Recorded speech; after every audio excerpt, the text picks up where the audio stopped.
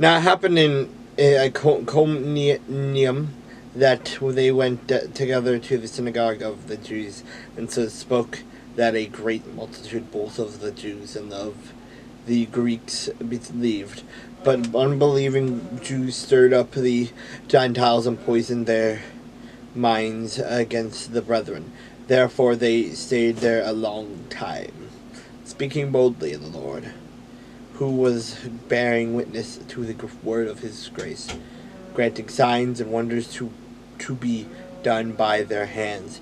But the multitude of the city was divided, part sided with the Jews and part with the apostles.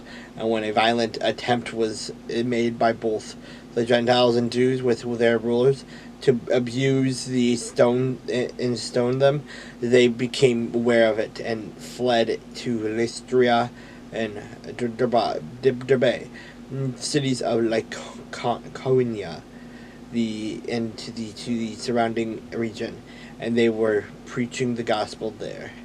And in Lystria, a certain man without strength in his feet was sitting, a cripple from his mother's womb, who had never walked. This man heard Paul observing him intently, and seeing that he had faith to be healed, said that with a loud voice, "Stand up straight on your feet." And he leaped and walked. Now when the people saw that Saul had done, they raised their voices and saying in the Lycaonian language, "The gods have come down to us in the likeness of men."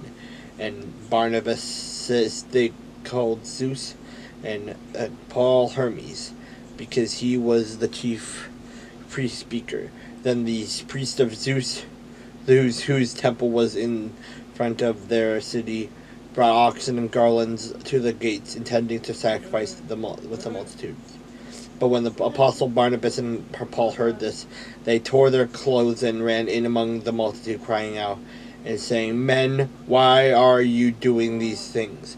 We also are men with the same nature as you, and preach to you that you should turn from these useless things to the living God, who made the heaven, the earth, the sea, and all the things that are in them, who in bygone generations allowed all nations to walk in their own ways.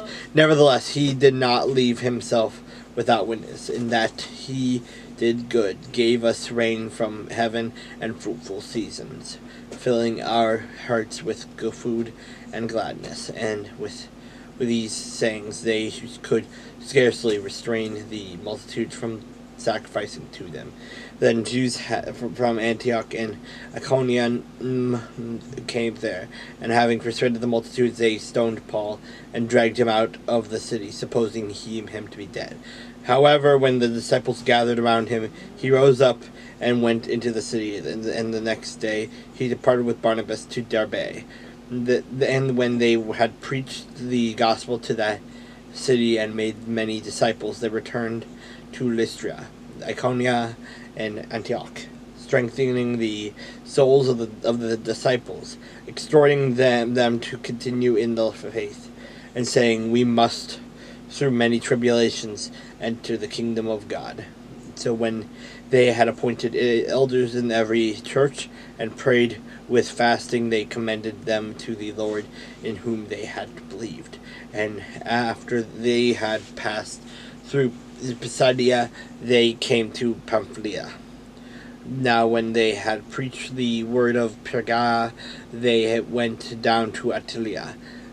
From there they sailed to Antioch, where they had been commended to the grace of God for the work which they had completed.